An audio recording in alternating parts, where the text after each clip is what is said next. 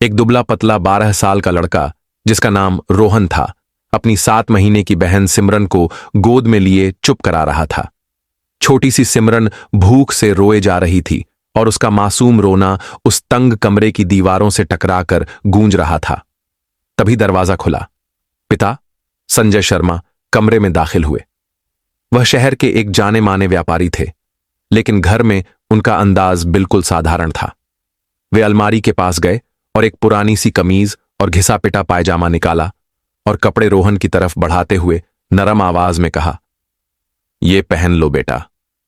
रोहन ने हैरानी से कपड़ों को देखा। "पापा, ये तो बहुत पुराने हैं। अगर स्कूल में ऐसे पहनकर जाऊंगा तो सब मजाक उड़ाएंगे।" संजय हल्का सा मुस्कुराए, मगर उनकी आंखों में गहरी गंभीरता थी। "आज तुम स्कूल नहीं जा रहे। आज की क्लास कहीं और होगी। आज तुम्हें वो सीखना है जो कोई किताब नहीं सिखाती।" यह कहकर उन्होंने जेब से अपना एटीएम कार्ड निकाला और रोहन के हाथ में रख दिया। "बैंक जाओ, इससे 1000 रुपये निकालना। सिमरन के लिए दूध और घर के लिए थोड़ा राशन का सामान ले आना।" रोहन चौंक गया। "पापा, आप खुद क्यों नहीं जा रहे? मैं तो अभी छोटा हूं।" संजय ने गहरी सांस ली। "क्योंकि बेटा, तुम्हें यह देखना जरूरी है कि दुनिया तब तुम्हारे साथ कैसा बर्ताव करती है जब उसे यह नहीं पता होता कि तुम कौन हो, और तुम्हें यह भी सीखने को मिलेगा कि लोग एक गरीब के साथ किस तरह भेदभाव और बर्ताव रखते हैं। याद रखना, कुछ भी हो, गुस्सा मत करना।" बेटे की आंखों में उलझन थी, लेकिन उसने सिर झुकाकर हामी भर दी। संजय ने बेटे के कंधे पर हाथ रखा। "यह सफर सिर्फ पैसे निकालने का नहीं है, समझ हासिल करने का है।" कुछ देर बाद रोहन ने वही पुरानी कमीज पायजामा पहन लिया। पैरों में डीली सी घिसी चप्पलें थीं, कंधे पर एक छोटा थैला जिसमें पानी की बोतल और 2 खाली दूध की बोतलें रखीं। बैंक का फासला घर से लगभग 2 किलोमीटर दूर था। धूप तेज थी। रास्ते में लोग अपने अपने काम से जा रहे थे। कोई भी उस छोटे बच्चे और उसकी रोती हुई बहन पर ध्यान देने की फुर्सत में नहीं था। रोहन चलते चलते सोच रहा था, आखिर पापा ने ये अजीब सा काम क्यों दिया? इतनी तेज धूप है, मैं तो चलते चलते थक ही जाऊंगा। करीब 1 घंटे बाद वो शहर की सबसे बड़ी बैंक शाखा के सामने खड़ा था। बाहर सिक्योरिटी गार्ड्स थे, जिन्होंने उसे देखा भी और फिर यूं नजरें फेर लीं जैसे कोई मायने ही न रखता हो। रोहन ने बैंक में घुसने की कोशिश की तो गार्ड ने उसे रोका और बोला, "ए लड्ढहचका, अंदर कहां जा रहा है? ये बैंक है, यहां सिर्फ अमीरों का खाता होता है, और तू तो एक बिखरी बच्चा लग रहा है। तेरा इसमें क्या काम?" रोहन इतना सुनते ही डर गया, लेकिन फिर भी उसने हिम्मत जुटाकर कहा, "मैं एटीएम से पैसे निकालने जा रहा हूं," और अपनी कार्ड भी दिखा दी। गार्ड ने उसके हाथ में कार्ड देखकर उसे अंदर जाने दिया। अंदर कदम रखते ही ऐसी की ठंडी हवा ने उसके पसीने से भीगे चेहरे को छुआ। उसके जिस्म में झुरझुरी दौड़ गई। सामने का नजारा बिल्कुल अलग था। लोग आराम से कुर्सियों पर बैठे थे, कतारों में खड़े थे, बातचीत कर रहे थे। उनके चमचमाते जूते, महंगे बैग, महकते परफ्यूम हवा में घुलकर एक अलग ही दुनिया बना रहे थे। रोहन हिम्मत जुटाकर काउंटर की तरफ बढ़ा। रोहन ने जेब से कार्ड निकाला, काउंटर पर रखा और धीमे स्वर में बोला, "दीदी, 1000 रुपये निकालने हैं।" काउंटर पर बैठी युवा महिला ने उसे ऊपर से नीचे तक देखा। उसके होंठों पर हल्की सी तंज भरी मुस्कान आई। "ये बैंक है भाई, मुफ्त राशन की दुकान नहीं। ये कार्ड तुम्हारे पास कहां से आया?" रोहन ने डरते डरते कहा। "ये मेरे पापा का कार्ड है दीदी।" काउंटर पर बैठी कैशियर ने ताना मारते हुए कार्ड उठाया, उलट पलट कर देखा और हंस पड़ी। "अरे, ये तो खिलौनों वाला एटीएम कार्ड लगता है। इसमें पैसे कहां से आएंगे?" लाइन में खड़े किसी ने मजाक उड़ाते हुए कहा, "अरे, बच्चे को 2 रुपए दे दो, टॉफी खरीद लेगा।" कुछ लोग ठहाके लगाने लगे।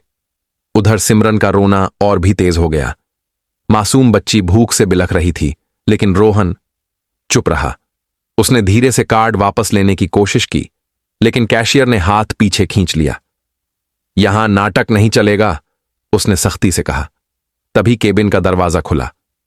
बाहर आए ब्रांच मैनेजर मनोज कुमार, 40-45 की उम्र, और आवाज में ऐसा रौब जैसे अदालत की सुनवाई शुरू हो रही हो। "क्या तमाशा लगा रखा है यहां?" तभी कैशियर ने तुरंत शिकायत की, "सर, यह बच्चा 1000 रुपये निकालना चाहता है। कपड़े मैले हैं, गोद में छोटी बच्ची है। शक्ल भीख मांगने वालों जैसी है। कहता है कार्ड उसके बाप का है। मैनेजर ने रोहन को घूरा और गरजते हुए बोला, जानते हो ये जुर्म है, ये कार्ड तुम्हारा नहीं है, झूठ मत बोलो। रोहन घबरा गया मगर हिम्मत करके बोला, नहीं सर, ये मेरा ही है, पापा ने दिया है। मैनेजर गुस्से से गरजा, सिक्योरिटी, इसे बाहर निकालो।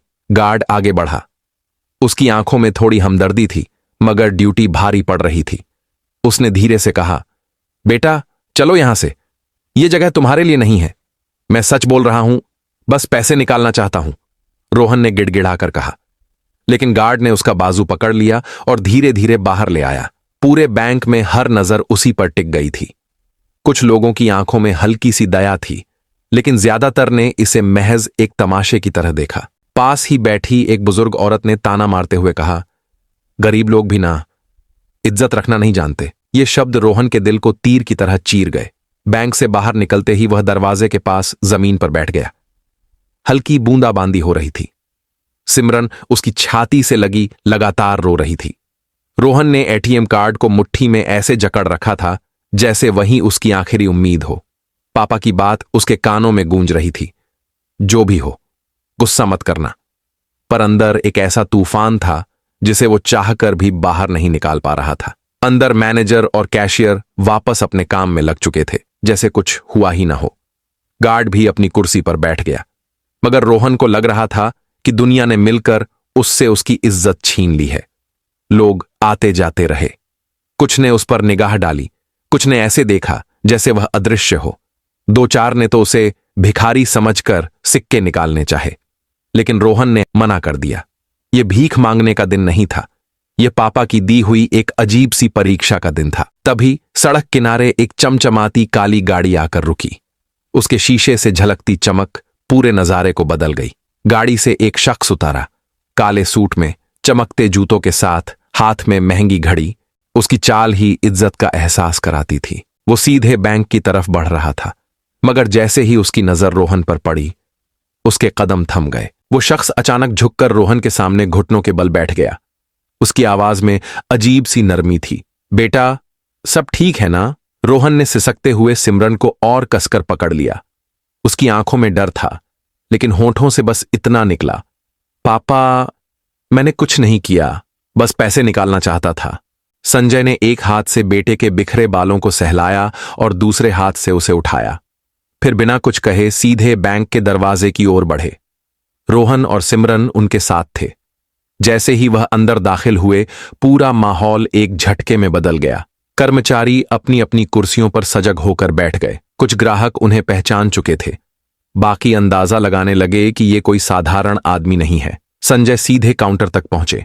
उनकी आवाज गहरी थी, लेकिन पूरी तरह से शांत और ठंडी। मेरे बेटे को किसने इस हालत में बाहर निकाला? पूरा बैंक एकदम खामोश। ब्रांच मैनेजर मनोज कुमार, जो अभी थोड़ी देर पहले सबसे ऊंची आवाज में हुक्म सुना रहा था, अब पसीने पसीने था। सर, हमें नहीं पता था यह आपका बेटा है। संजय ने कोई जवाब नहीं दिया। उन्होंने जेब से मोबाइल निकाला और स्क्रीन मैनेजर के सामने रख दी। स्क्रीन पर खाता विवरण चमक रहा था। Account holder Sanjay Sharma, balance 1200 crore. Manager के चेहरे का रंग उड़ गया। कैशियर, जिसने रोहन का मजाक उड़ाया था, कुर्सी पर बैठे बैठे पत्थर की मूर्ति सी हो गई। पास खड़े ग्राहक आपस में नजरें मिला रहे थे। यह वही बच्चा है? संजय ने धीमे मगर चुभते हुए शब्दों में कहा, कपड़ों से इंसान की इज्जत तय करने वाले, आज मैं तुम्हें एक और फैसला दिखाने आया हूं। उनकी आंखें सीधी मैनेजर की आंखों में गड़ी थीं। बैंक का हर कोना जैसे सांस रोककर बस यही सुन रहा था। रोहन ने पापा का हाथ कसकर पकड़ लिया। उसे लग रहा था कि अब कुछ बड़ा होने वाला है, और वह बस चुपचाप देख रहा था कि उसके पापा सबको किस अंदाज में जवाब देंगे। संजय ने फिर कहा, मेरे बेटे को तुम लोगों ने सिर्फ उसके मैले कपड़े और रोती हुई बहन देखकर झूठा ठहरा दिया। एटीएम कार्ड उसके हाथ में था, मगर तुम्हें उसमें सच नहीं दिखा। असल में तुमने अपनी सोच का असली चेहरा दिखाया है, तंगदिली और घमंड। बैंक में सन्नाटा और गहरा हो गया।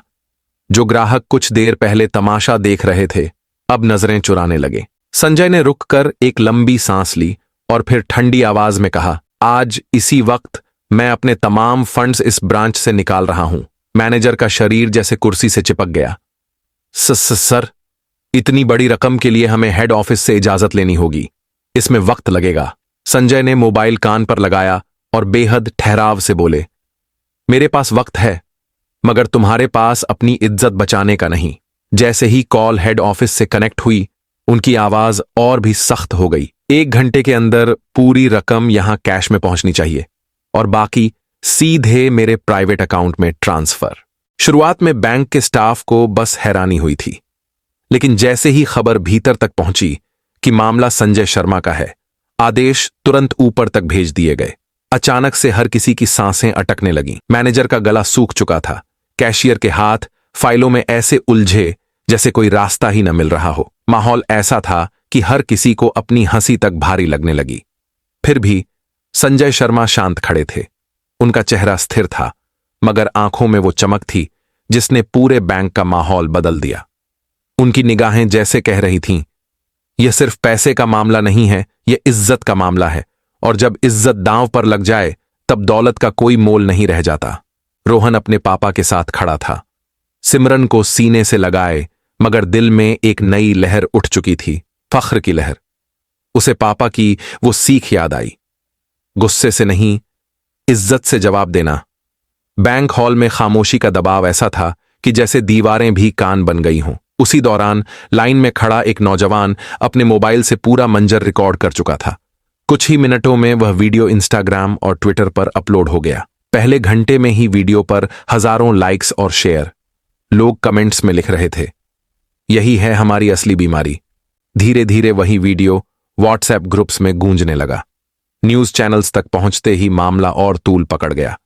शाम के बुलेटिन पर हेडलाइन चमक रही थी, बच्चे को भिखारी समझकर निकाला, पिता ने 1200 करोड़ का अकाउंट बंद कर दिया। टीवी स्क्रीन पर बार बार वही दृश्य।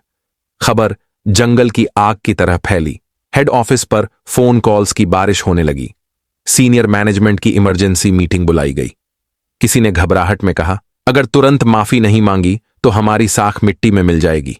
साख तो पहले ही दरक चुकी थी। दोपहर तक शहर के बड़े क्लाइंट्स ने अपने अकाउंट बंद करने की अर्जी दे दी। कई ने साफ कह दिया, अगर आप एक बच्चे के साथ ऐसा कर सकते हैं तो कल हमारे साथ भी यही होगा।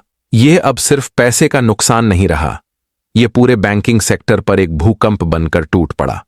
हर गली, हर दफ्तर, हर सोशल मीडिया पोस्ट पर एक ही चर्चा थी, कैसे एक मासूम बच्चे की बेइज्जती ने अरबों के रिश्ते तोड़ दिए। और इस पूरी घटना ने एक सच्चाई सबके सामने रख दी। दौलत और ताकत का मतलब दूसरों को छोटा दिखाना नहीं, बल्कि उन्हें ऊपर उठाना है। दोस्तों, ये कहानी आपको कैसी लगी कमेंट में लिखें और वीडियो को लाइक और चैनल को सब्सक्राइब जरूर करें।